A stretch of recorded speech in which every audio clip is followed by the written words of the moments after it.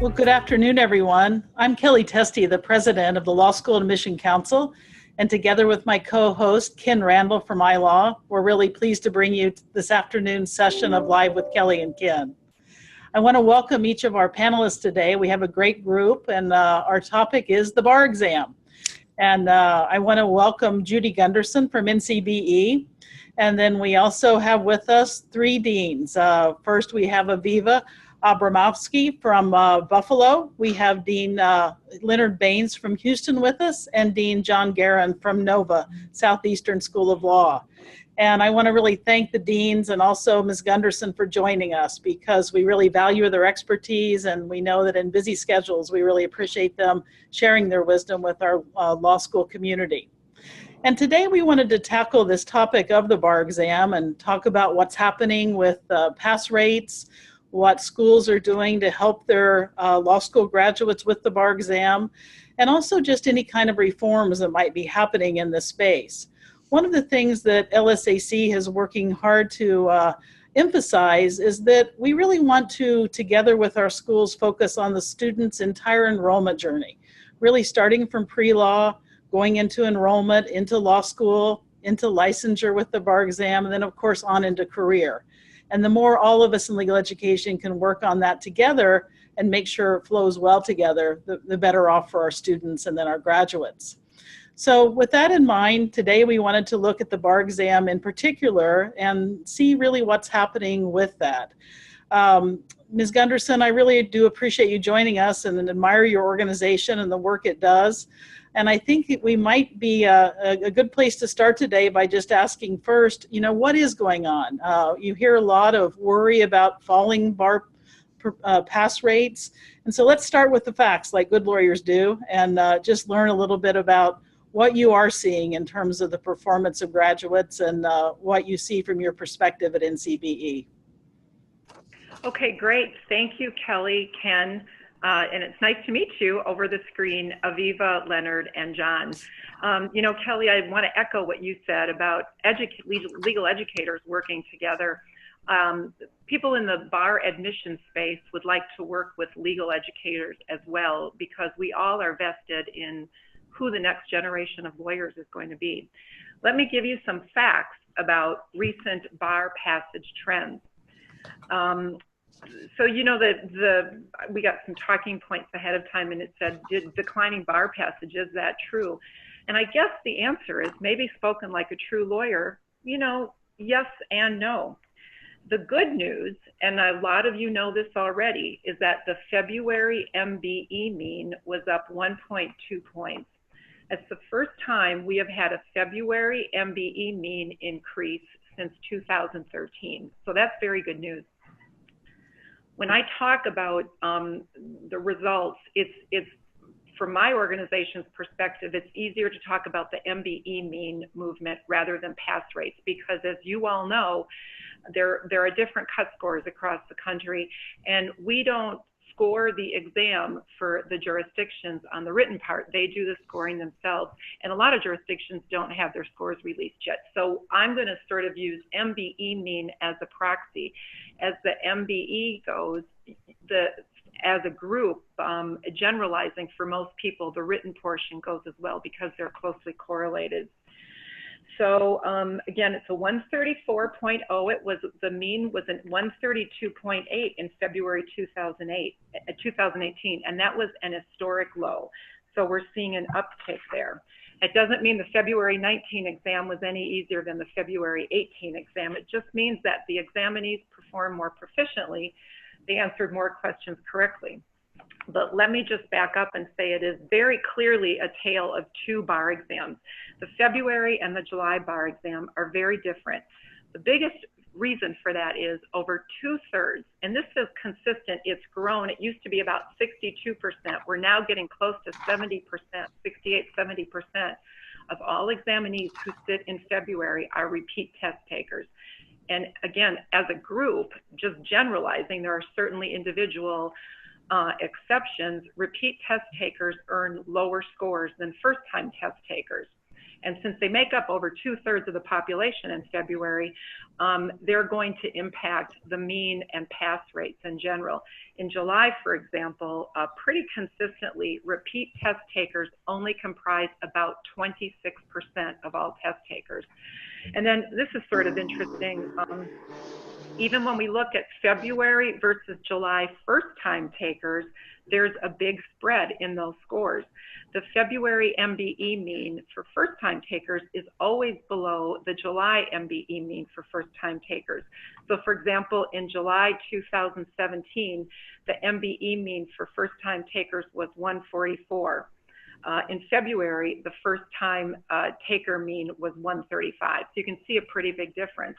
And then finally, February is different because there are a lot of small jurisdictions where you literally have 10, 20, 30 people sitting for the exam. And all it takes is 3 or 4 to hit it out of the park, to bring the mean way up and the pass rate way up, or 3 or 4 to not study and to not be prepared and to bring the mean way down. So there are a lot of fluctuations. February tends to be not very stable. About 2/3 of the schools have released their results, or 2/3 of the states have released results. Some sort of high profile states have released. New York's one of them. New York's pass rate was way up. Texas's pass rate was up. Virginia's rate was up. So most jurisdictions will see an improvement. I know my assistant just gave me the signal that I'm running out of time, but I just want to tell you that we look at 4 groups in February 19. Every group saw a mean of an MBE increase. First-time takers, 0.6. Strong repeaters, 0.5. Weaker repeaters, they had a 1.2% gain. And people who are unknown, people that we can't trace if they're first-time takers or repeaters, they had a 2.5% point gain. What does it portend for July 19? You know, we're not sure. July 16 and 17 went up, and then July 18 was low. It wasn't a record low, but it was close. So we're seeing fewer people sit, and the highest in history mean, it looks like, was a 145.6 back in 2008. That's when we had 50,000 people sitting. More recently, it was 2013, where we had 53,000 people sitting, and we had a 144.3. And now we're at about 43,000 people who sat in July. And so there's a pretty big drop in the number of examinees sitting. So, you know, we just don't know. One quick thing, the UBE is very clearly affecting who is sitting for the exam. Even 5 years ago, people who passed in their first jurisdiction had to take another bar exam 6 months later because there was no, they couldn't transfer their UBE scores. So we are seeing that those people we would classify as strong repeaters, that is, they likely passed in their previous administration, they're just not sitting anymore. And that's a good thing for examinees. They don't have to sit again. But it does mean that the people who are repeat test takers tend to be people who didn't perform that well. And as I said, they particularly have an influence on the February results just because of their numbers. Great. All the statistics I talked about are accessible on our website. Good, Judy. Thank you so much. And Ken, I want to turn it over to you now for any comments. And I know you want to get the view of the deans in. Yeah, you know, thank you, Kellye, and thank you, Judy. Great insights. And I know everyone on the panel is busy, so thanks again for your time. I do want to turn to each of the 3 deans and maybe for just a snapshot, a minute or two, on this question. Do you think we have a problem with bar pass? And if so, what's causing it? And I'm just going to go in alphabetical order. So Aviva, if you want to kick us off. Sure. I wouldn't say it's necessarily that we have a particular problem. I think we have a lot of changes that are still working their way through the system. Of the 3 deans here, I think I'm the only one in a UBE jurisdiction. And that is a fundamentally big change. It changed a lot of the material that's taught, and I think it also changed a lot for the bar preparatory programs, so that there was a lot more uncertainty in the preparation and the forecastability of exactly what's going to be on the test. So legal education is not known for its remarkable quick flexibility to change. And it may be, I'm speculating here, but it may be that for those of us, and now it's, I think the majority of states are UBE, a certain amount of time is necessary for us to react with pinpointed specificity to the needs of this new both test-taking format, materials, different topics, and really respond to that. So personally, I think that there's just been a lot of change working its way through the system. That does not in any way obviate our responsibility to prepare all of our students for this exam. And I'm all making strides to do that. But that's one thing I identify right away as just a big change working its way through the system. Great. Perfect. Thank you so much. Len, what do you think? Is there a problem and what's causing it? I think I agree with Aviva that there has been a lot of change. So Texas is going to be a UBA jurisdiction in the next 2 years. It's not at the moment. But even though it's not a UBA jurisdiction, so procedure was added about the time that we saw these to the multi-state part of the exam, about the time that the bar passage rates have seemed to go down. And I think there's a lot of changes, Aviva said, and there's a lot difficult for deans and faculties to adjust. And even to lawyers, I think that many may not know exactly what is on the exam these days. As an incumbent for us to be, as deans, as faculty to do more. The other thing I think that I would say about this going on is that, you know, there's this, I think we've created sort of a social construct of who passes and who doesn't pass, right? And so I think that that's part of the challenge that we have, is that if you, in many respects, if people are labeled in a way that they have lower indicators, et cetera. And we do that sometimes in law school, we do it in other ways. If people are labeled in that particular way, they will sometimes internalize those behaviors and those feelings and will affect their performance. And I think it's something that we all have to be very, very mindful of and careful of in terms of our nomenclature, our discussion of those particular individuals. Because what I always tell our students is that it's important for, we admitted every one of you because we believe that you could pass the bar exam and would be great lawyers. It's really important for us always to keep that in mind with every student, no matter whether the top of the class or the bottom of the class. Yeah, absolutely. Great, thank you. And John? Thank you. First, let me just extend my thanks for participating today.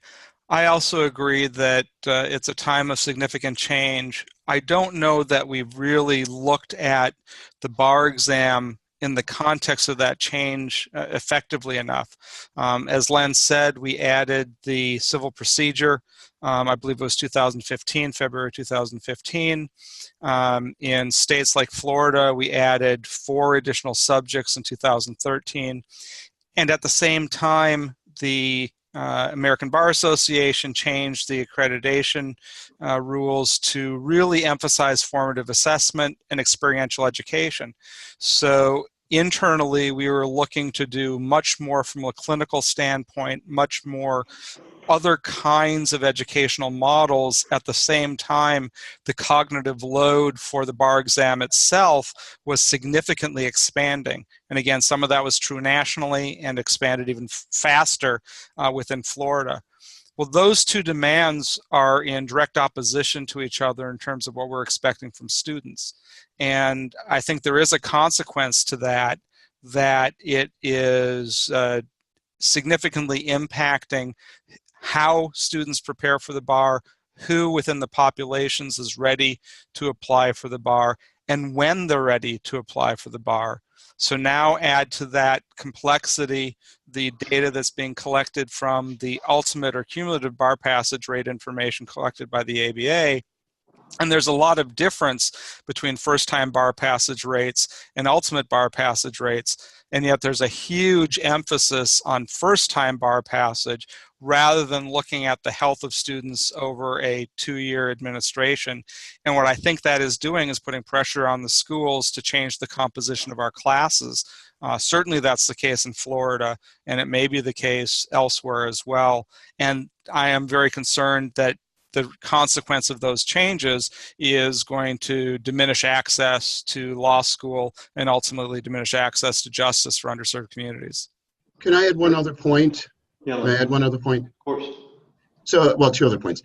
One is that in non-UBE states, often the state law portions are scaled by the UBE. So the UBE also has a disproportionate impact in terms of how it is measured on the state law portion, which disadvantages those states that have a more robust and perhaps a larger percentage of the score in terms of the bar exam.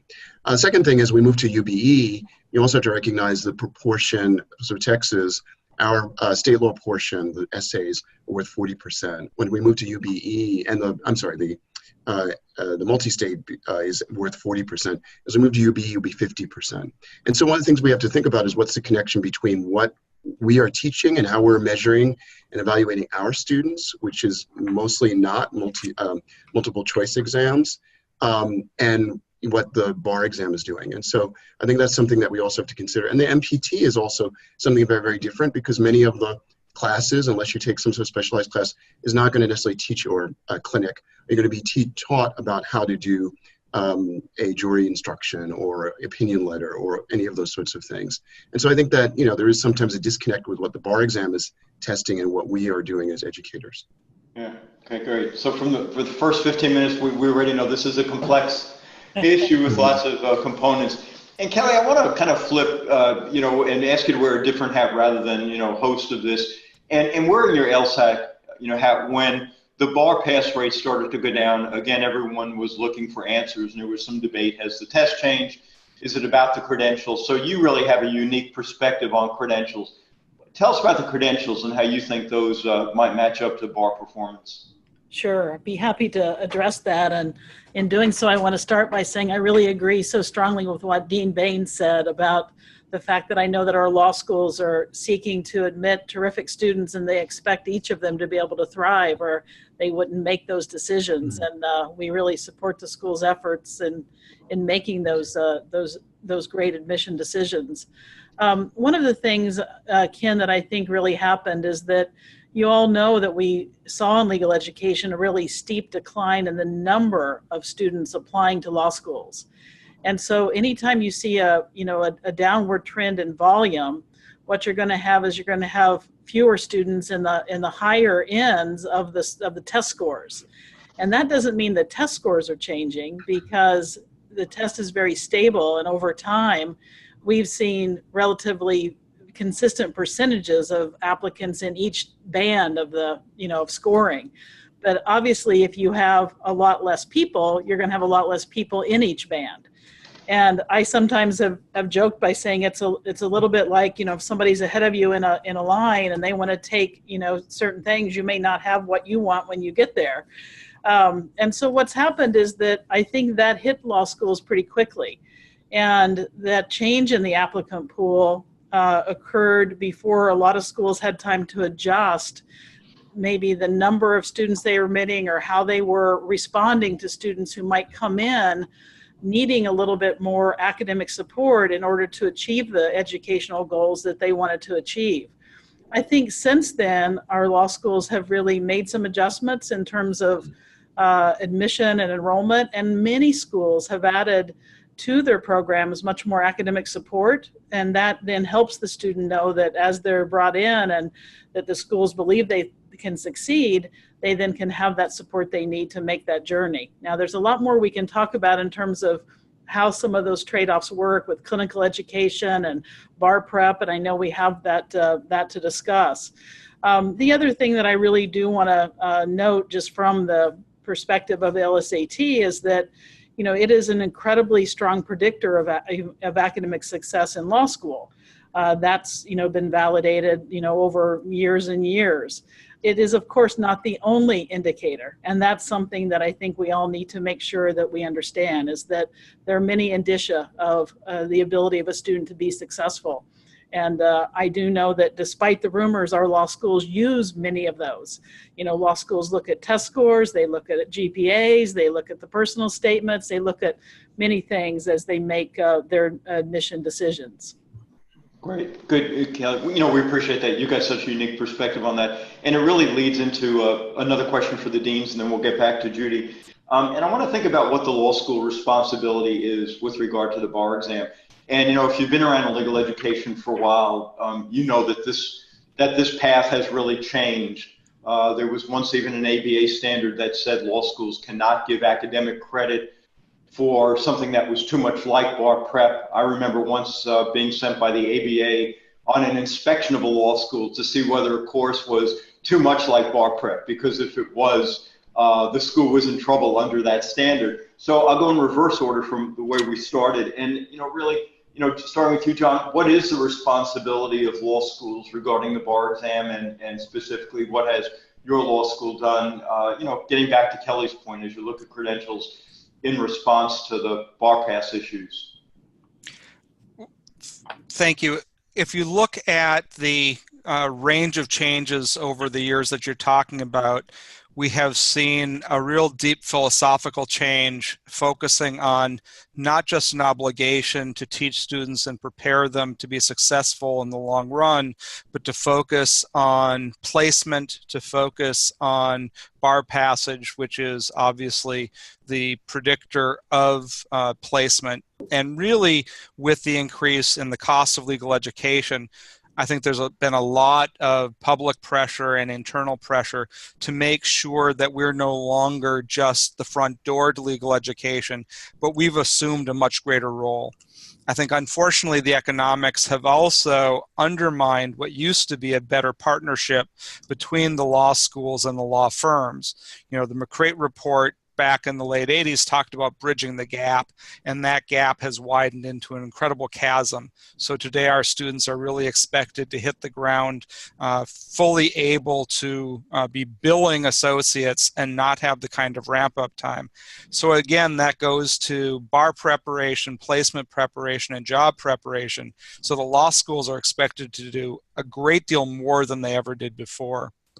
Here at NSU, what that has meant is we've extended our bar prep program and academic support program so that there are courses in each of the 3 years of the law school experience. There is a coaching and mentoring program that goes on during the bar prep time, and we've extended that program to those students, those graduates who need to retake the bar. So we no longer let people off at the door, but we continue that program through. 2 years of free CLE programming to help them transition into the practice of law, and a Launchpad program to help those students who are developing a practice. So there's a lot of very discrete steps within our program to really bring students from orientation all the way through their partnership track. Great, good, thank you. So, Len, I want to ask you basically the same question, but maybe ask you just a little bit reframed. As you think about what you think the responsibility of the law school is at your school, are there trade-offs? So if you do start to focus more on bar pass than you did say you might have done 5 and 10 years ago, are there trade-offs? We know that legal education has a lot of responsibilities, right? There's doctrinal learning, there's analytical learning, there's the use of technology, there's clinical education, there's interdisciplinary teaching. So if we do add bar pass in this, how do we balance it with all the many demands on legal education? I think, it's a question of being responsible for everything. And it's sort of like what balancing is. And, it depends on how much you do. And so what we've decided to do is take sort of small steps. And so what we did is a regression analysis for 5 years to see who's more likely to fail. And as it turns out, as like a lot of schools, I think it was people who had lower grades. And so we started a class for them.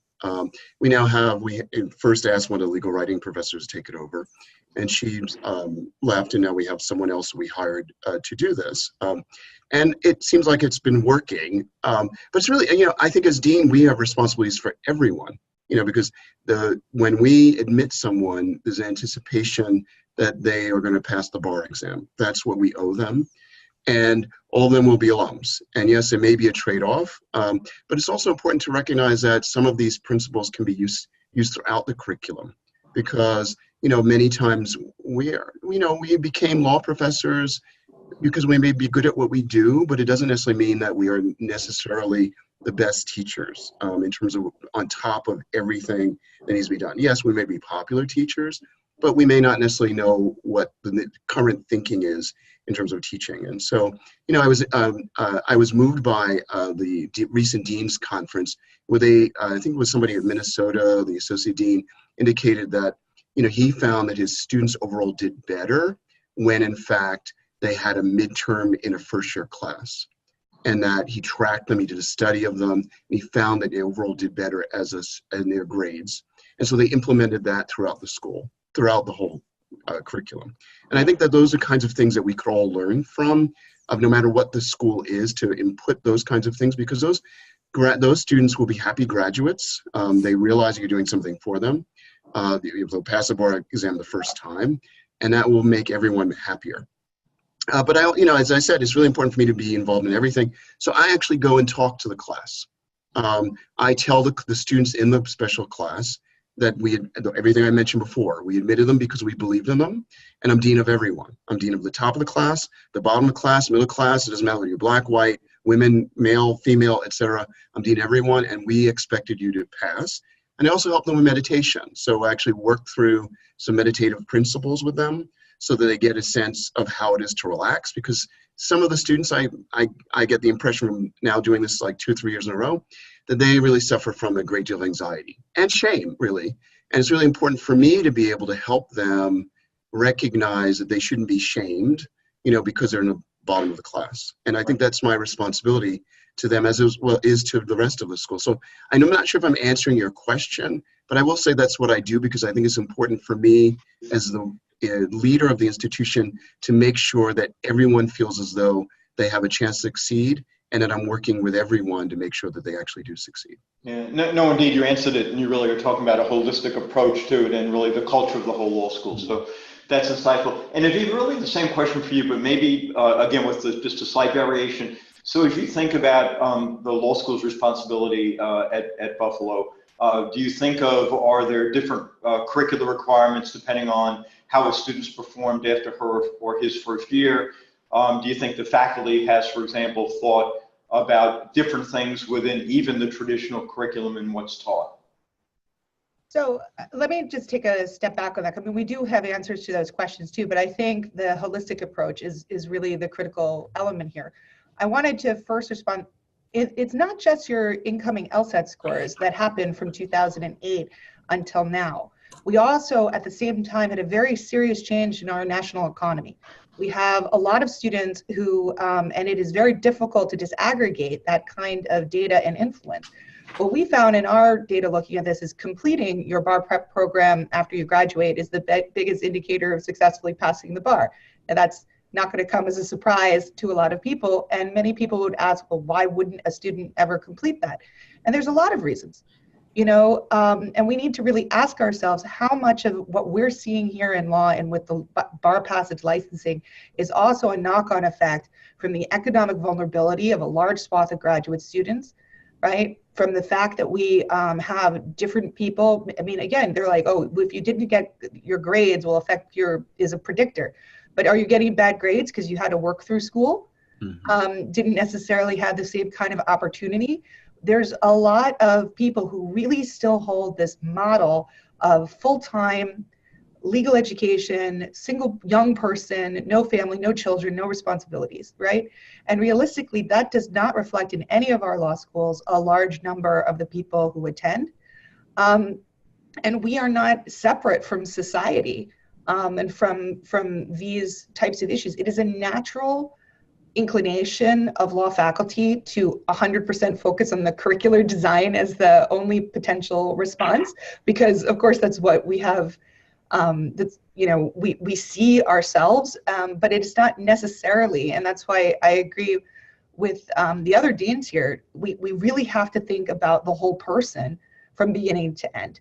And that also means we have to think about things in a slightly different way. One of my faculty actually sent me a article from the New Yorker that shows how in ER emergency care, right, the doctors had instituted a whole bunch of checklists to make sure that these small things are done consistently over and over again, and those are what prevent infection, okay? And people are like, oh, well, how can such small things create such big changes? And the reality is that when things are happening in an emergency and all of us deal with different students at different points, it is possible that the information is not necessarily conveyed. So I'm saying, let's think about our delivery of legal education in a different way. Let's always make sure we're as most transparent as possible, right? About where you can be from beginning to end. Let's think about the whole person. And let's consistently remember that we our schools, but also our students are not separate from the world. Can I follow up on that? Yeah, please. Because I think one thing for people to recognize is how much the bar prep class courses actually cost. They can be almost $4,000. And a lot of the students during the summer may not have the resources to pay for that. And my understanding is loans have dried up for that. And so some of the students actually might be working while they're trying to study for the bar exam. And so I agree with Aviva 100%. We do need to think about the financial issues and the students may face as well while they're studying. Lynn, let me add one thing to that I think is exciting is that you all know that a while back we started free LSAT prep through the Khan Academy, and it's been incredibly successful. And I know that NCBE, and I'd like Judy to share a little bit about what they're doing because they're moving towards something that will also expand access.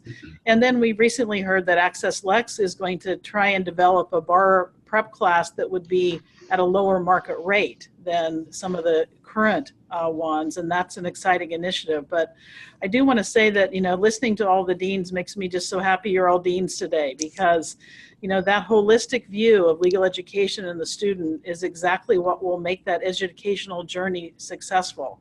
And knowing that we can meet someone where they are and then bring them along in that journey, as I know what we're all trying to do.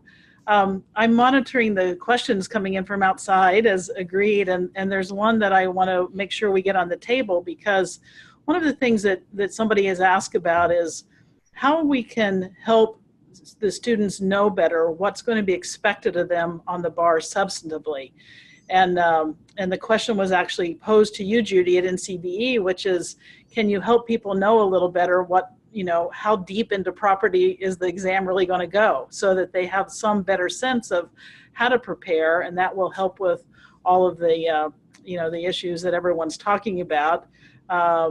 And particularly when time is such an essence, and some people can afford to not work and just study for the bar, and everyone's very differently situated. So can you share a little bit about how that content is, how you work with the jurisdictions, and how you can give information about what to expect in terms of the substance of the bar?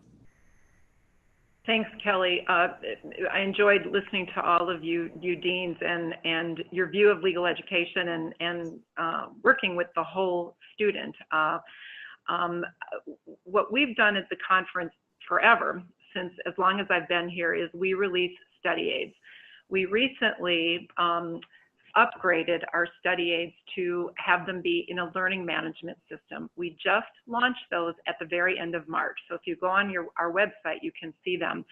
We're working with a company called Bench Prep. We actually looked at Khan, but for a variety of reasons, it wasn't going to work out. So we picked Bench Prep.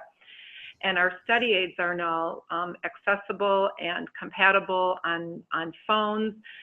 They give students feedback, individualized feedback. So for us, that's a huge step forward. Our study aids before, the only thing that we had that was really interactive were the OPEs, the online practice exams for the MBE.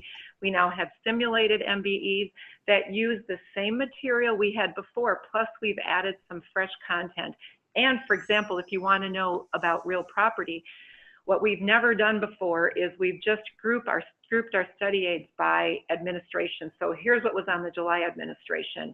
Now we have those questions grouped by, here are real property questions. And you can see 10 real property questions to give you a good idea in terms of the essay questions, just how deeply into real property those go. For the MBE, for the simulated exams, there are real property questions on there. Our content outlines are available on our website. They're also on our Bench Prep platform, so any student can see those. What the content outlines look like. Our content or our study aids aren't available for free, but there's an everything pack that's about $250, and it gives you access to everything. So that is a fraction of the cost of what it would cost to do a commercial bar prep program.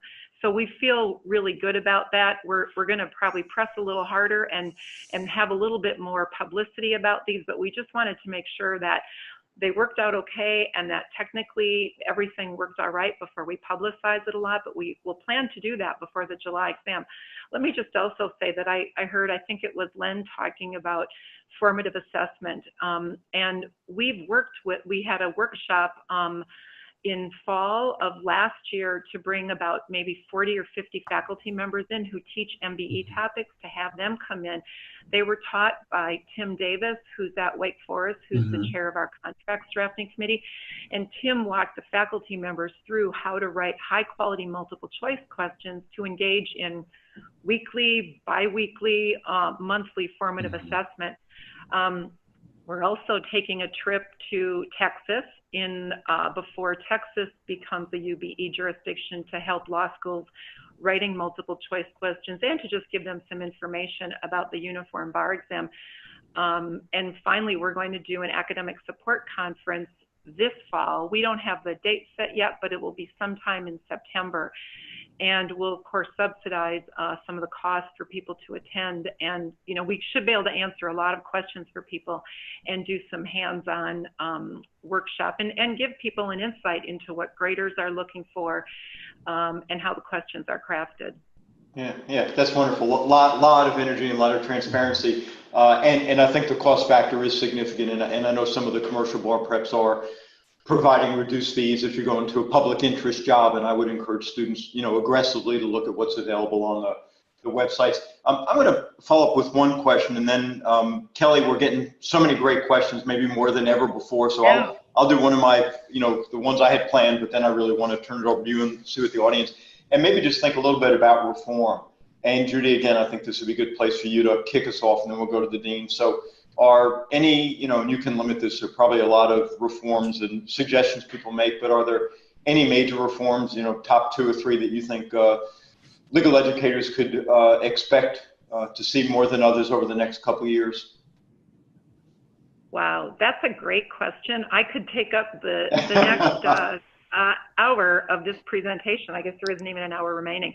Well, I don't know if I would put it under the category of reform, but I think, as you probably know, we've engaged a testing task force. It convened in 2018. It's going to sunset in 2020, and we are really looking at the bar exam from top to bottom. It's to ensure that the bar exam keeps up with the profession, as I think a lot of us think the profession is changing, and how and can the bar exam test on some of those important skills and knowledge bases that lawyers are going to need going into the next decade or 2 decades. We have gotten a lot. It's 3 phases. You can look on our website at what the phases are. A big one that the Legal Academy has had a lot of input in so far, and it continues, is our stakeholder focus groups. We kicked it off at the AALS with a lot of help from Judith Wagner, Joan Howarth, and Judy Areen and her staff. We're continuing at the New Dean's Workshop in June and at the Academic Support Conference, trying to get feedback from faculty and staff members and academic support people asking, what do you think the bar exam of the future should look like? So I can't tell you, and it wouldn't matter what I thought anyway, honestly, but we're looking at it from top to bottom. So timing, should it be one big exam at the end of the year? Format, should it, you know, should there be other sorts of skill tests? Should there be simulations? What's the delivery mechanism? Should it be at a computer-based testing center? You know, I think it's too early to know that. We're already in phase 2, and that is the beginning of a job analysis, a very thorough practice analysis, and we'll be sending out a survey on that at the end of, I think we're looking at June to get that out to newly licensed lawyers. So I would say stay tuned. You can sign up for testing task force updates on our website. We have a blog. Yes, NCBE has a blog, and those are updated about once a month. So I don't know what you can expect, because I don't know what to expect. Yeah, but it sounds like everything is on the table. It's comprehensive. It really is. But let me just say one thing. You know, I've been reading a lot of, you know, articles and things that are written about NCBE, and it sort of seems like we have all this control. You know, I'm not the boss of anybody, maybe people in this building, but otherwise, you know, the licensing decisions, what kind of exam is given is really up to the state, the highest courts in each jurisdiction for the most part. Right. And so those judges and justices and those boards, you know, they ultimately decide, do they want to use the NCBE test or not?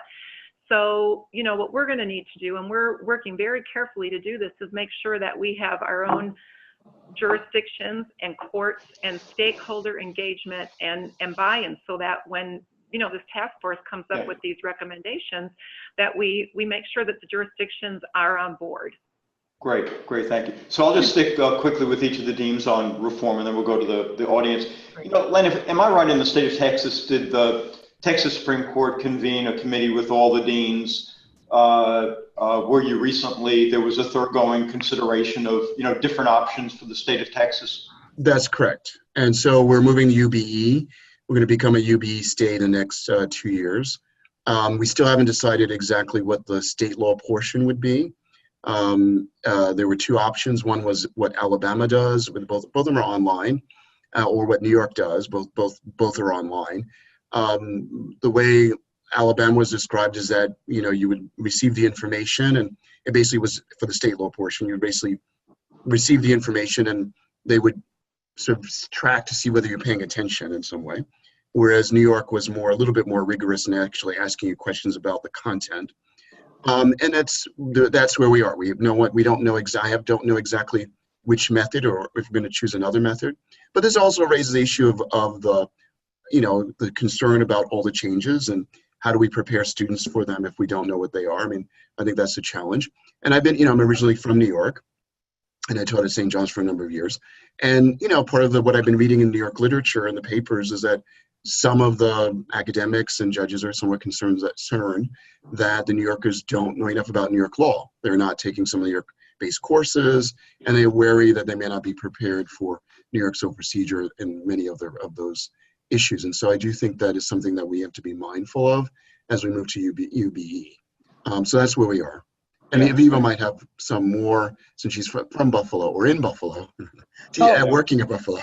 She may have some more insights there than I do. Yeah, and I'll jump up to, and Aviva, I may be the only one in the group. I'm actually a member of both the New York and the Alabama bar. Aviva, talk to us about New York, because I think sometimes when New York, and you know much better than I do, thinks about these changes, they're probably also thinking about the role of New York State uniquely as a significant bar. I mean, I think you've seen that in the distance ed discussion. So can you talk to us about potential reforms in New York State? So as with anything else, I'd actually like to just take a step back again on what we're thinking about. Legal education, the basic court decisions and balancing act, is never going to change. It hasn't changed for the last couple hundred years, but we have to make a series of decisions.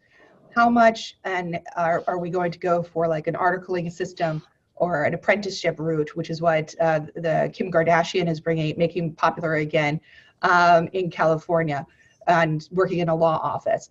We have different paths, right, to becoming a licensed lawyer, and how much of that different types of things or happen in a classroom. We move to the Langdellian model, right, you know, on casebooks, and we're consistently going through a different amount of issues that are never going to change, right, as we talk to different stakeholders between what they're interested in, on doctrine, on theory, on practical skills training. And we also, as we have a more unified idea with the UBE of legal principles, we then also have this issue with the different states, both New York and Texas and a lot of other states, Florida particularly, you know, has articulated interest in saying we have different types of procedure, we have different types of constitutions, and we want to ensure that those who practice in our states are also familiar with those at a different level. How that is to be achieved is not surprisingly going to be a topic of considerable discourse, right, as changes are made and the consequence on different things arises, right? We're still very new. All of us are new in the UBE model. It is natural and it is good for us to have these talks. It's natural and it is good for Texas to have these talks, right, about what it is that we are trying to accomplish, both as law schools and legal educators, but also as a pathway to the state practitioners in our region. So I think that is hopefully a way of saying none of this is ever going to be a surprise, that we're going to continue to have to re-examine. And we are we should be proud to consistently re-examine these issues that are always going to be core balancing decisions in our particular profession. Great, absolutely. Thanks, Aviva. And John, next to you, and then Kellye will go to the audience. So you're a senior dean, and you've deaned at a couple places. If you had, you didn't have to coordinate with a lot of others, and you could prescriptively tell us some of the reforms that you would be most interested in, that you think would be the most valuable, whether in the state of Florida or elsewhere, what would your major prescriptions be for reform of the bar? Thank you. The issue that I see us facing is, and I go back to this bridging the gap issue, we've expanded the subject matter information that we're asking of the students because, just as we're seeing in New York, we expect less of students to continue to develop following the bar examination. The bar examination historically had been a moment in time that moved them from law school to apprentices, and then they developed further as junior attorneys in law firms before really taking on primary responsibility. Whether that's caused by economic shifts in the way we fund law students, or whether it's caused by the law schools and the Supreme Court's expecting more of the law schools, we now have loaded into the bar exam a much greater expectation of what students should accomplish. And you see, I think, a fairly healthy reaction to that in the UBE states, where UBE states are starting to move away from this every piece of information the student has ever learned, but in states like Florida, the content creep continues to be larger. Secondly, what we're not seeing is the growth that started with the performance exams, the ability for students to demonstrate the kinds of writing, the kinds of professionalism that we want to see in lawyers, the professional skills, complex problem solving, active listening, that are essential to being effective lawyers.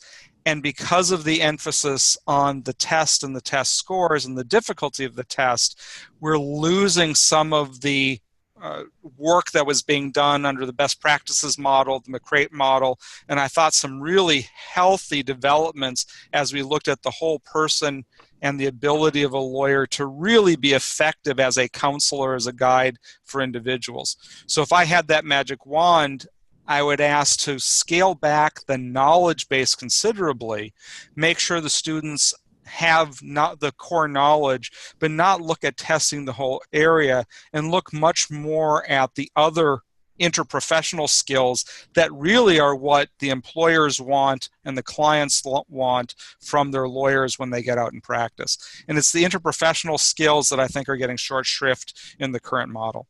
Great. Okay, we give you that responsibility. We're all in with you. Yeah. Thank you. Kellye, questions in the audience? Yeah, let me follow up for a question for Judy that builds on what John just said, and that is that one of our viewers wanted to know, in terms of that content that the bar exam includes, is it the jurisdictions that are driving the breadth and depth within each subject area, or is that something that's coming from NCBE? Where's the relative responsibility lie in terms of the actual areas within each subject that are in fact the subject of questions on the bar? Well, NCBE did a job analysis that actually got very little sort of play, but we did a job analysis in 2011, 2012. And we had an outside measurement firm help us with it, and we surveyed newly licensed lawyers, and we came up a list with subject areas and tasks. And for example, many people said, you should teach these topics on the exam. Environmental law is growing. You should teach Indian law. And when we surveyed, those were two examples that just didn't rise sort of to critical mass. Another area that we had tested, negotiable instruments, that also didn't rise to have critical mass. Not enough newly licensed lawyers engaged in that practice. So we eliminated negotiable instruments. So that and what we found with the rest of our subject areas, our topic areas, was that they aligned pretty well with what newly licensed lawyers did. So our drafting committees, which are comprised of practitioners, judges, and mostly faculty members, they did a little bit of tweaking on the subject matter outlines, but since then, they've mostly stayed the same. A little bit of tweaking, but if there is a change that we think needs to happen in the content area, so for example, years ago, we added e-discovery to the civil procedure outline. And that was because our content experts, the faculty members, said, you know, this is really a thing and you need to add this. But in terms of how the process works going forward, the testing task force is, again, you know, going down to bare bones on this and looking at what we're testing. How in depth are we on the content areas? Should there be new content areas? Should we get rid of some content areas? I don't know. I think in terms of the UBE, I think when a lot of states come to the UBE, it's a kind of a quid pro quo. I don't see for any jurisdictions, and I'm being anecdotal right now, but I don't think when they go from their state-specific program to the UBE that they're testing more topics. And I understand what John is saying about Florida, but I think most jurisdictions' exams are actually shrinking a little bit. You know, California was over 2 days, and now California is just a 2-day. And I think Texas will go, their exam will shrink by a half a day when they go to UBE. So certainly if you're UBE, there can't be any content creep. It is what it is. You can test state law as you want to, but no state tests state law at the same time of the bar exam. It's this standalone online test, you know, given any time on demand, or like New York, given, you know, 2 or 3 times a year. So it's not something that people have to prepare for while they're preparing for the bar exam. Great, thank you. The other area that our viewers are asking about is really the relationship between struggles that students may be having in mental health or anxiety and coping skills, and the relationship that might bear to performance on the bar exam. And this was asked specifically of our deans, whether the deans are seeing increases in issues around mental health, and whether they think that is having an impact on the bar exam performance, and if so, if there are any things your schools are doing to address that. So perhaps Dean Baynes, we can start with you and ask each of you to comment briefly on that question. Sure. There was an article I just recently read that the number of law school students who are seeking mental health treatment has increased dramatically over the past 20 or 30 years. And we've seen it certainly at University of Houston that students are much more open and interested in getting help. And part of the challenge, of course, is resources, because it can be expensive to do this. So we're working with our university personnel to see what we can do, whether it's pastoral counseling or group therapy or other things to bring people in to help. We've also had like a petting zoo for students during the time that there's they're taking a final exam. Our faculty, we've had massages. We've done a lot of kind of holistic things for our students to make sure. And as I mentioned, I go and talk to the students. We sometimes have had yoga training for the students and meditation generally. And those are some of the things that we're doing. But I think that society is much more open about mental health treatment. I think our students may more likely have had it. I don't know if anxiety is actually worse. I remember in law school, anxiety was pretty high around exam times. I just think that people have more experience in getting the treatment that they need in terms of dealing with it. And we have to be ready to be able to do that. And so, I'm willing to talk. I think that we probably should have, a conversation among the deans about what works and what doesn't work, because I do think it is an increasing issue for many of our students. And they demand it, they need it, they want it, because they probably have had it before, and it's often very expensive for them to have and get on their own. Dean Abramovsky, any follow-up to that? I think it follows up on what I was saying beforehand. We live in a lot of difficult times economically. Like I said, since 2008, there's a lot of changes. It really should become as no surprise that for graduate students in law school, we have outside pressures that are different in kind to what they used to be. And we're going to see that across the board in undergraduate and graduate school. I think they did a recent study on the level of food insecurity, even among undergraduates in a variety of places. None of that is built, it creates a strong foundation to succeed academically, nor does it help any of us societally train the next generation of lawyers. So, you know, I agree with what, you know, Len said also, right? We want to make sure there's no stigma. We want to make sure that people have the resources and the guidance to get to the help that they need in every way, through the university and through the community. But I am not, you know, it's one of those types of things where you're like, are more people being identified? Is it a change for a variety of reasons, or are times simply that much harder? You know, and I am somewhat inclined to go with option C. Thank you. Garon.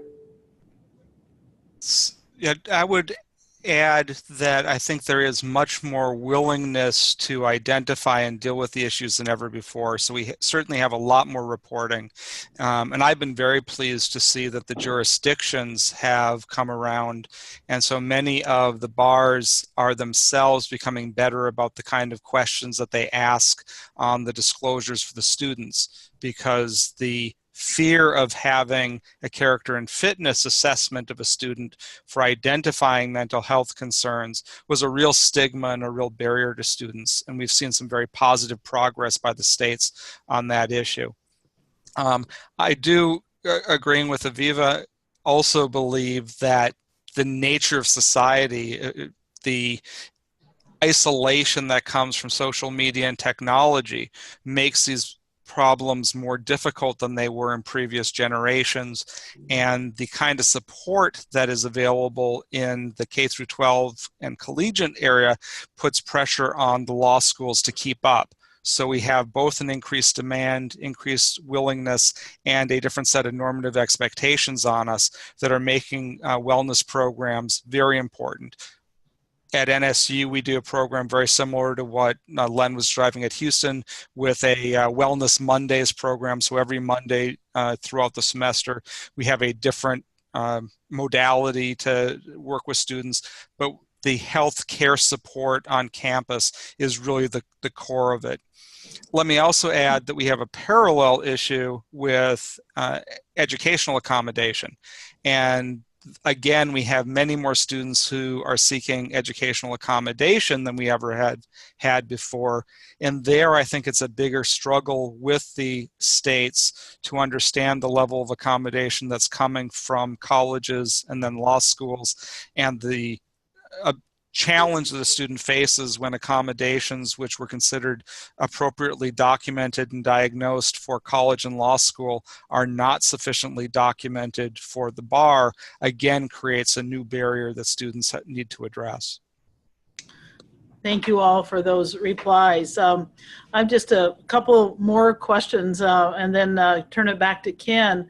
One of our audience who works in the pre-law community has asked whether you've worked with pre-law advisors, or whether any of you think that there's anything at that stage that could even help students start to understand the entire law school journey, including this licensure component, and whether you'd like to offer any advice to that community about ways that they can be helpful in that student journey. So would any of you like to tackle that question for our audience?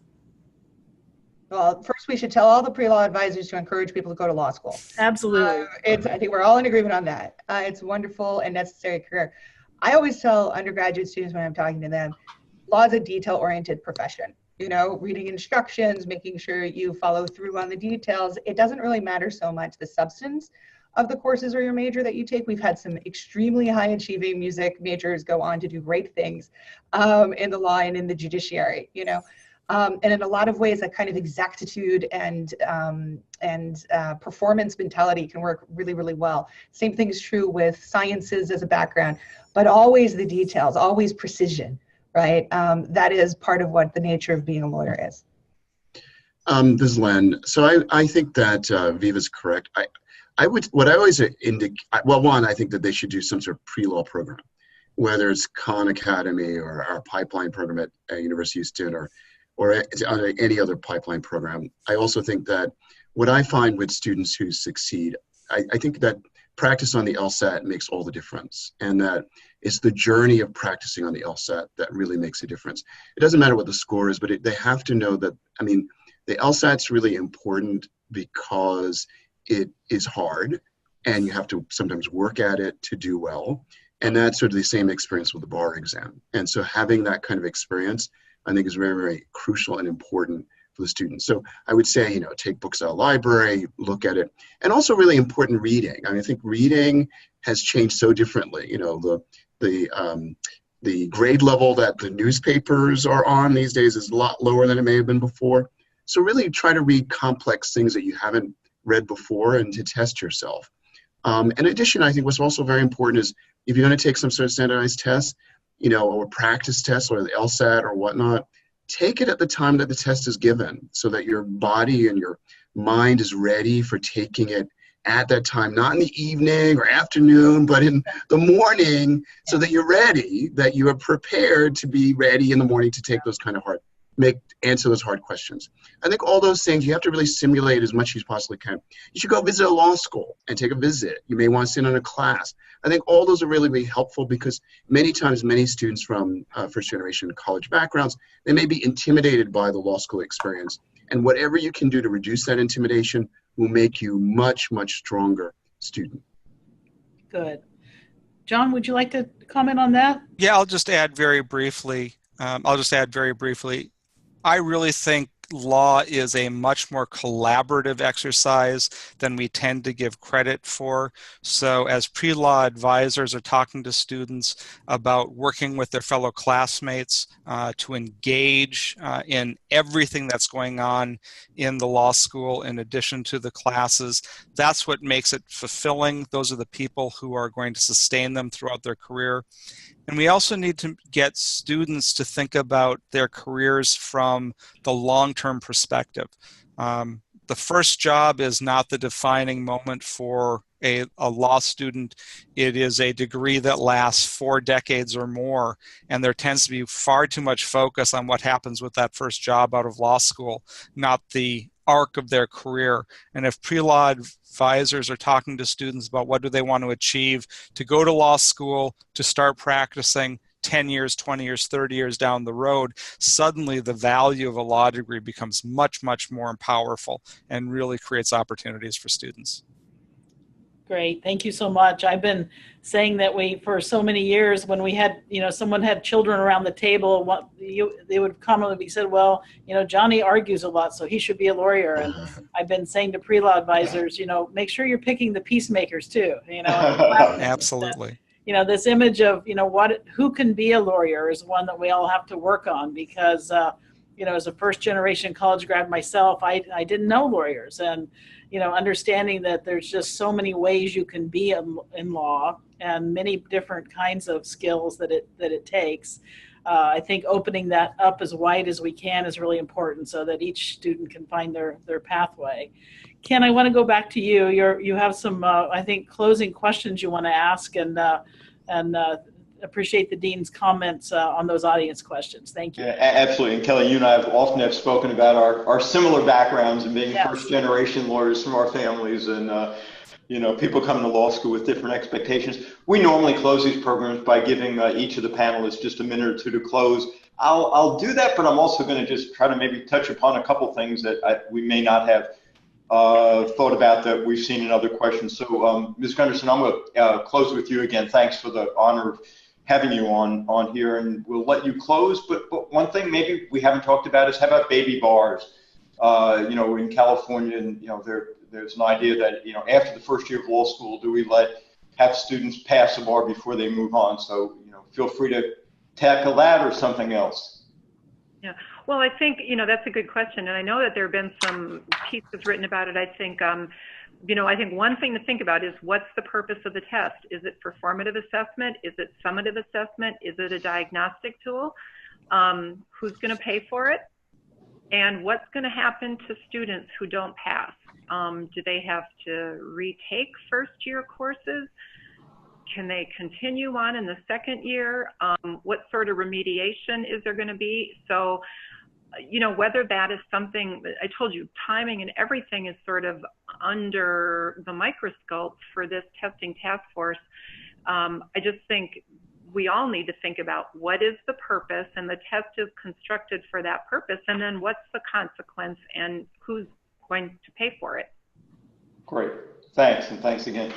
Hey Dean Garon, again, you can close with whatever you want, but one thing that might be interesting, we know there are a lot of new deans coming on board, a real shift in some of the deans coming in August, and if you were going to give advice to new deans, as you think about the different constituents with which you deal, students, staff, faculty, alums, the state bars, is there any advice that you would give to incoming deans who will be facing bar exam issues in balancing those different groups? I think you heard from the conversation this afternoon, all politics are local. So the agenda of a particular jurisdiction, state bar, or if you're a border city, 2 state bars, really drives a lot of the rest of the discussions. My experience here in Florida is very different than my deanship in Minnesota, not just because the years were a little bit different, but because the agenda of the state was very, very different. So while students may feel the same across the country, the alumni, the Supreme Courts, the bar associations, each have a very local focus. And I think particularly for deans who are moving to join new law schools, learning the lay of the land, understanding the issues of the stakeholders in their community is really essential to be an effective participant and partner in problem solving. Great. Thanks, John. Dean Abramovsky, again, feel free to reject my question and frame one for yourself. But if you were going to think about the first-year curriculum, which is just such a core part of law school, things build on it, and then, of course, it's tested heavily on the bar exam, would you be making recommendations about how faculty should consider, or options to consider, the first-year curriculum in relation to bar exam issues? So the first-year curriculum, we have a million studies showing that it is one of the greatest educational experiences, you know, in all of higher education. You know, the learning curve is like this, so much knowledge is acquired.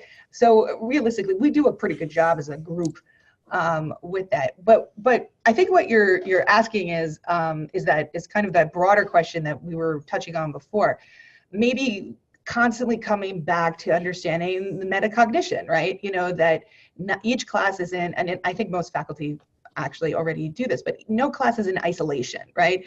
It's a false dichotomy to say we break up the law into torts, property, contracts, right? In real life, clients are going to come and just be like, here's my problem, you know. They don't come and say, I have a tort problem, you know. So, you know, and that is how to understand that these types of things are cumulative. And so wherever possible, I'm a big believer in subversive education, usually, hopefully through humor, where you slip in these ideas for them to think about, you know, and then later I've had many alums, you know, that I've taught me like, oh, it all came together, you know. Yeah. So, but on the first year, I think we as a profession do a lot of things really. Yeah. It particularly feels like a great year when you're done with it, right? After you have those first set of tests. And Dean Baynes, finally for you, and again, feel free to you know, talk about other things. Maybe just a closing on some technology. So should the bar exam test students on the use of technology, given the significance of the use of technology, or take up part B of that? You mentioned even you know, the platform for bar exams and doing them on technology basis, as opposed to sitting in those big rooms with lots of test takers, which I think we all did. So any final thoughts? So I would say that we have to be careful with what we do, right? And so, and by that I mean is that when we started this conversation, we talked about a lot of the changes that have taken place over the past 7-8 years. And so before we move into any of those realms, I think, you know, really would be incumbent on us to make sure that we see what in fact works and what doesn't work, and whether the students, are we aiding or disadvantaging the students by having the exam being taken on particular technology. I think I would equate it to sort of what we've done, you know, moving from blue books to, you know, online exams, is that we let people have the option to do it first. And it will, you know, I think in most schools, probably almost 100% of the students now do it, you know, some sort of online or typing or whatever, as opposed to blue books. And I think that that would be what my preference would be, allow the students to be able to, because people do well and do best with using whatever may be best for them. In terms of your first part of your question, is in terms of putting technology on the exam, I would say no, because the technology may change, and we don't know. We may be testing for things that will be outdated. It would be like, Betamax versus VCRs versus Netflix, right? So we may be testing for old things. I mean, as Aviva said, our system of legal education has really remained fairly constant in terms of case law. And I think that that is something that, because we are teaching students how to think like lawyers. And I think that's probably the most important thing that we can do, because lawyers, I was always taught, can do almost anything or anything. And so it's really important for us to help the students learn how to think. And I think that's what I would say with respect to that. Right, good. Thank you, Dean. And Dean Testy, let me call on you, please, for some closing comments, remarks. Thanks, Ken. I just noted we had another audience question come in that was about the role of academic support, and I thought I might speak to that, given LSAC's long association with that terrific community and how much we believe in it.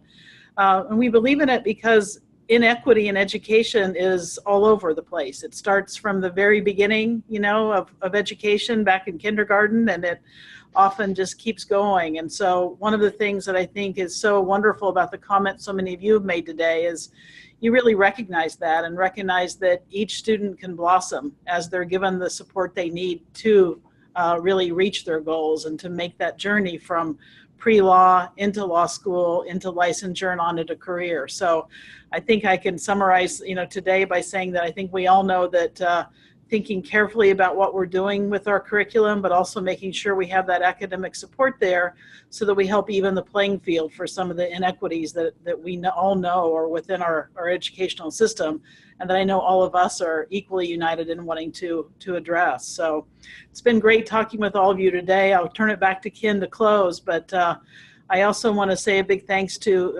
Judy and NCBE for this testing task force, because it is absolutely a first step that you need to design a test for the use that it's put to, and the work you're doing and really assessing, what should that be, is I think we're all glad to see that moving forward. So I want to thank everyone for being with us, and Ken, back to you. Yeah, and thanks, Kellye. It's a pleasure always to co-host things with you. We appreciate the viewers in particular, because we've had a lot of great questions. A lot of people watch us live, and then we do put it back on the LSAC and iLaw websites, and a lot of people have told me that they watch it in an archive segment. The next program we've somehow settled on the first Monday of every month, so June 3rd on 4 p.m. Eastern will be our next one, and we'll send out information about the panelists and the subjects. And again, thank you to everybody, and have a great afternoon.